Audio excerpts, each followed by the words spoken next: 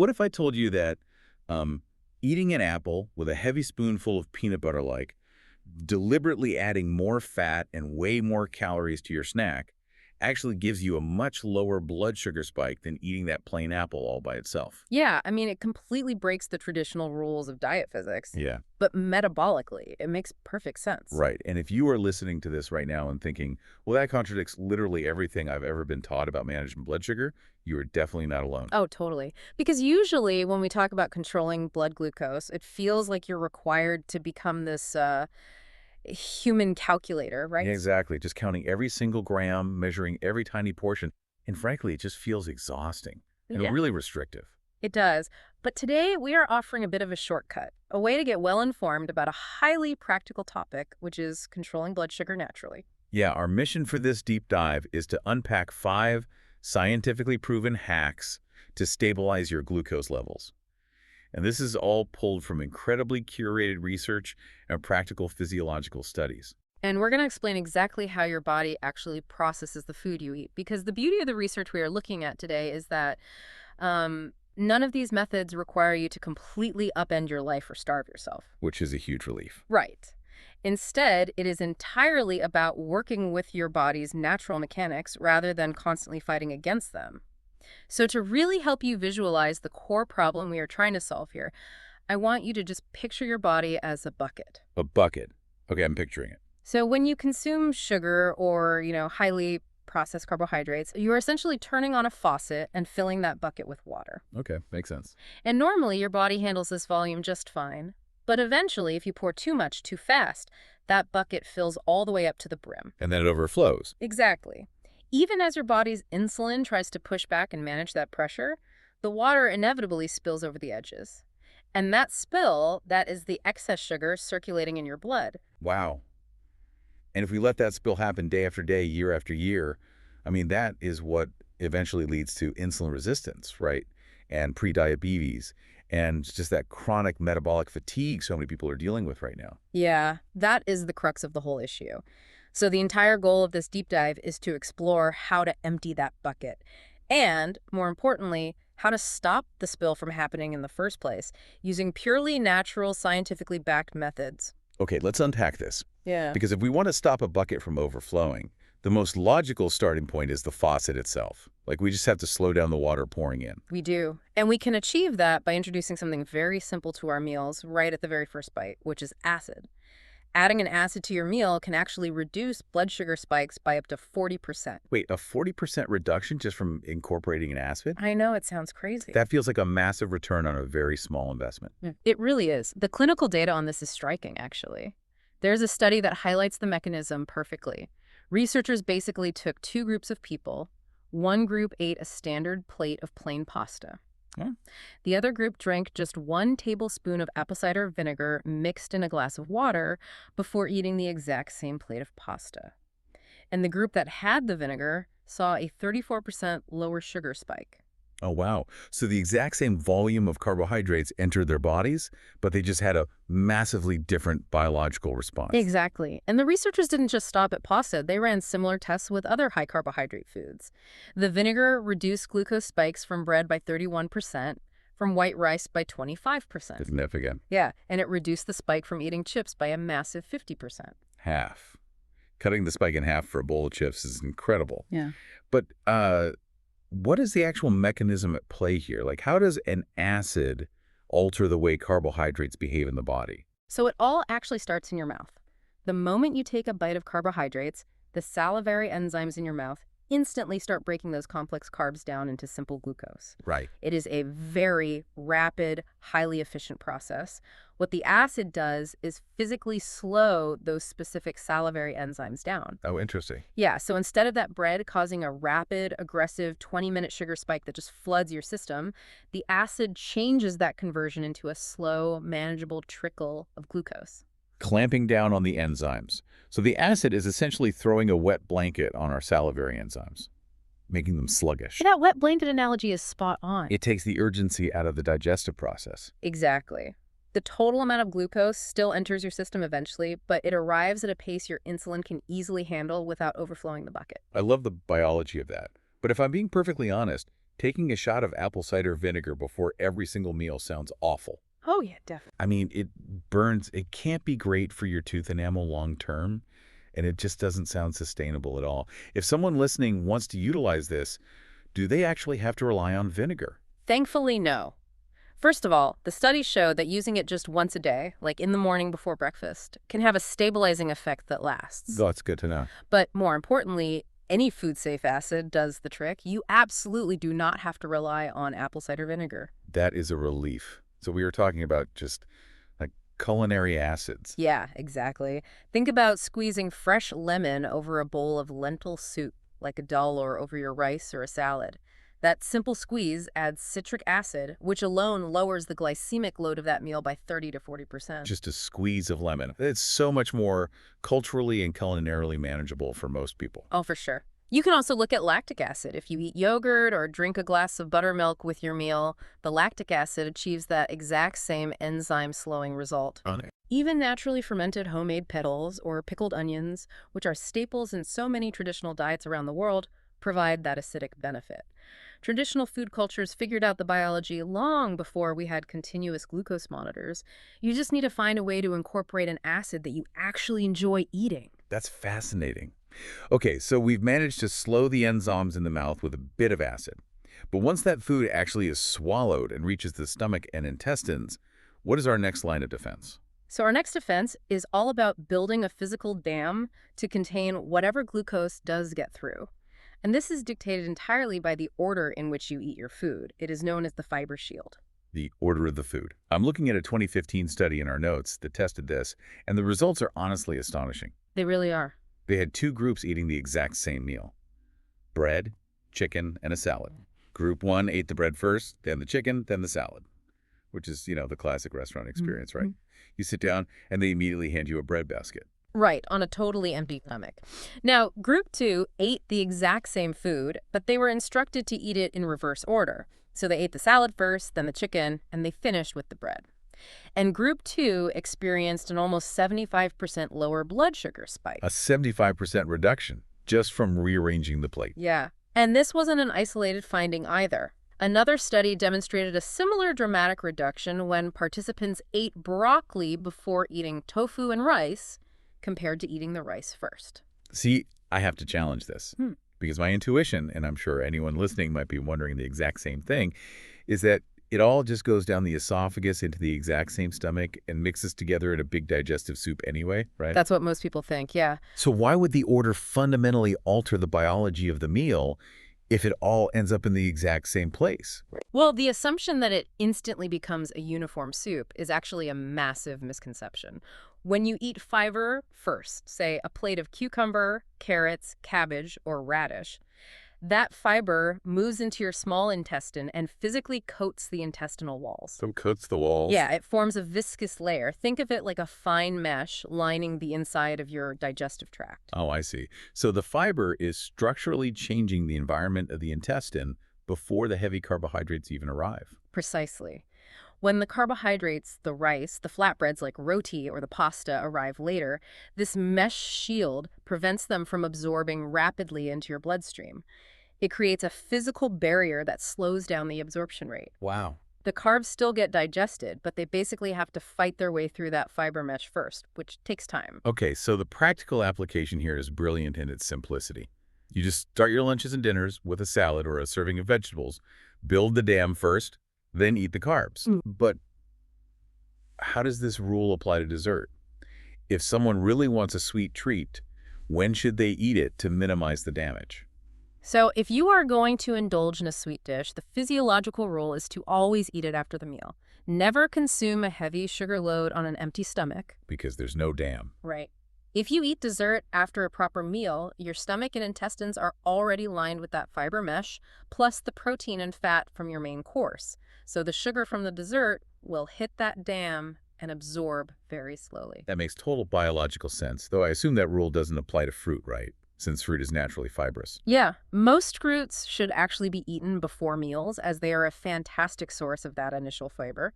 The one major exception noted in the clinical research is mangoes. Oh, really? Mangoes? Yeah, given their particularly high natural sugar content, mangoes are better treated metabolically like a dessert and eaten after a meal. Good to know. Okay, we've slowed the flow in the mouth with acid, and we've built a fiber dam in the intestines. But eventually, the glucose does make it through the digestion process and enters the bloodstream. We need a way to deal with it before the bucket actually spills over. Which brings us to the muscle sponge. This is all about intercepting the glucose flow directly in the blood. Intercepting it. Yeah, and there's a 2016 study on this that feels like a legitimate cheat code for metabolism. Oh, I saw this one. Yeah, researchers tracked diabetic patients for 3 months. One group was instructed to walk for 30 minutes at any random time of the day they preferred. The other group was told to walk for just 10 minutes, but they had to do it immediately after eating a meal. Right, and the results of that study really highlight the importance of timing over duration, don't they? Completely. The group that walked for just 10 minutes post-meal had significantly better overall blood sugar control than the group walking for 30 minutes at random times. 30 minutes of exercise lost to 10 minutes of exercise. Why does that happen? It all comes down to how our muscles utilize energy. When you eat, your body breaks that food down into glucose, which enters the blood. Now, if you go for a walk immediately, your muscles require instant energy to move. Right, they need fuel. Exactly. And they will actually pull that circulating glucose directly out of your bloodstream to use as fuel without requiring insulin to do the heavy lifting. So we are basically intercepting the glucose before it even hits the deeper systemic circulation, like catching a package at the loading dock before it ever gets sorted into the main warehouse. That is exactly what is happening. The sugar never gets a chance to accumulate and overflow the bucket. Your muscles act as a sponge, soaking it up on arrival. And this is profoundly beneficial because it saves your pancreas from exhaustion. Oh, I see. If your muscles use the glucose, your pancreas doesn't have to pump out massive amounts of insulin to force it into your cells. Whereas if you eat a massive meal and immediately sit on the sofa to watch television, your muscles don't need any energy at all. Right. And because the muscles are dormant, all that sugar just floods the blood, and the pancreas has to go into absolute overdrive to handle the spill. To be clear on the nuances here, we aren't talking about going for a high-intensity run after dinner, right? Absolutely not. Heavy, intense exercise right after eating pulls blood away from the digestive tract and totally disrupts digestion.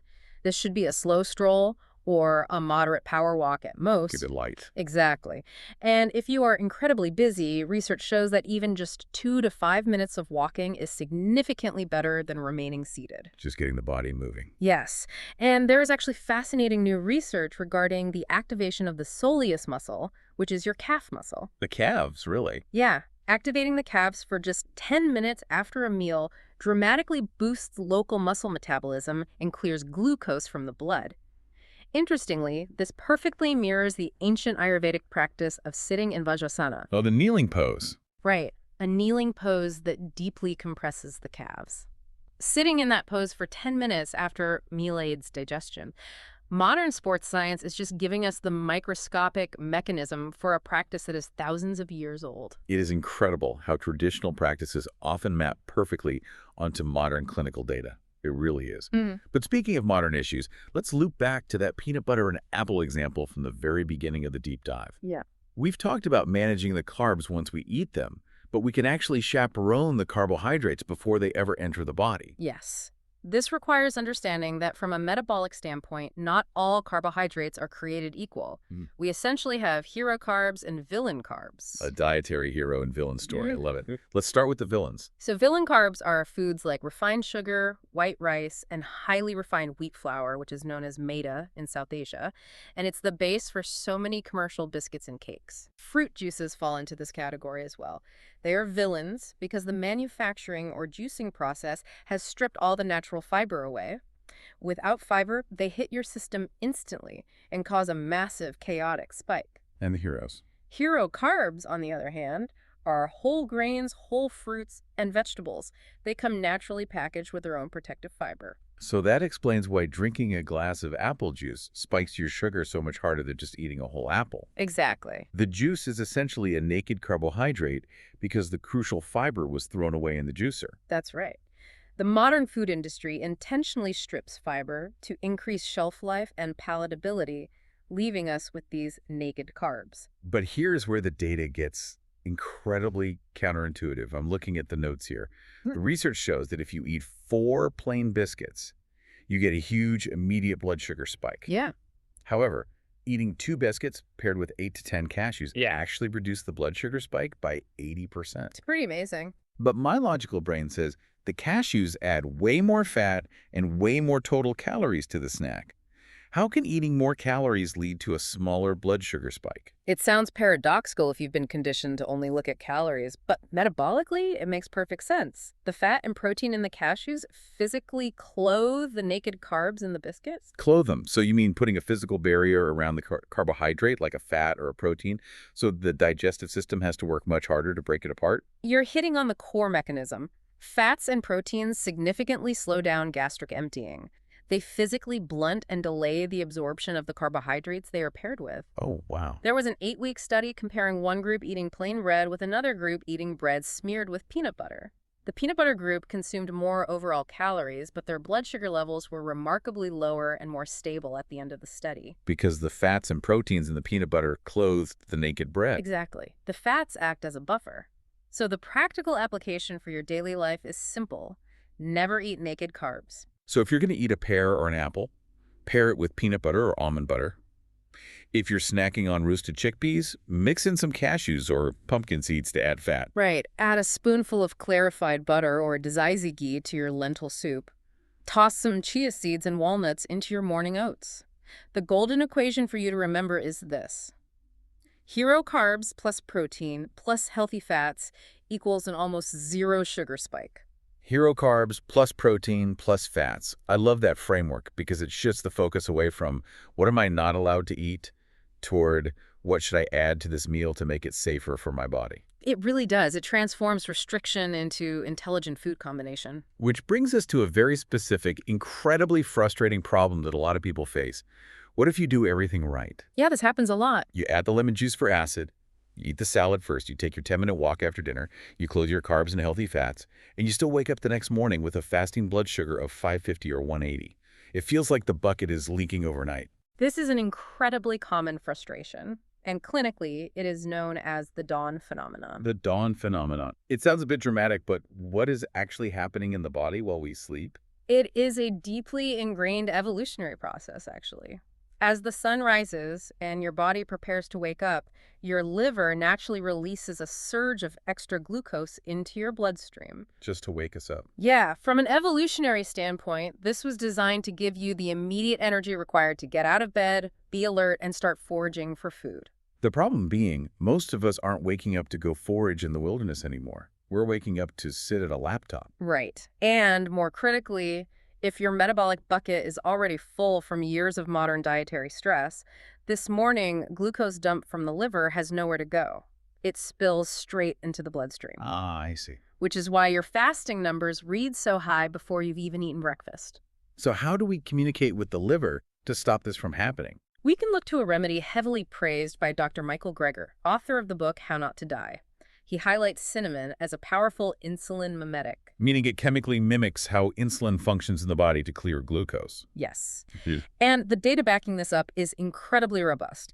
A 2013 meta-analysis looking at 543 patients showed remarkable stabilizing results. Wow. And this was just reinforced by a massive 2025 umbrella review. An umbrella review is essentially a review of other reviews. They analyzed 21 different meta-analyses, which represents a colossal amount of human data. That is massive. It is. The consensus is clear.